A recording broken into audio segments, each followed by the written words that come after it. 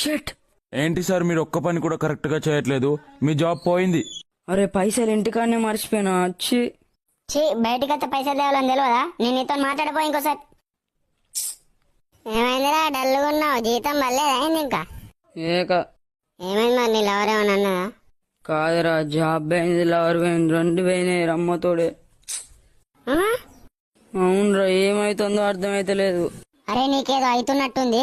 అరే నేను ఒక మంచి గురూజీ గురించి చెప్తారా? హా?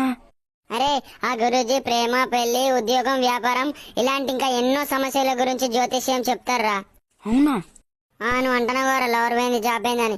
ఇంకా భార్య భర్తల సమస్యలు, పైసలు ఇంట్లో ఉండకపోవడు, ఇలాంటి ఎన్నో సమస్యల గురించి జ్యోతిష్యం చెప్తారా. అబ్బా థ్యాంక్ యూ రా. ఫ్రెండ్స్, మీరు కూడా ఇలాంటి ఎన్నో సమస్యల గురించి ఇబ్బంది పడుతున్నారా? అయితే నేను కింద నెంబర్ ఇస్తా గురూజీది. మీకు ప్రేమ సమస్య గానీ, డబ్బు సమస్య గానీ, ఏ సమస్య ఉన్నా గానీ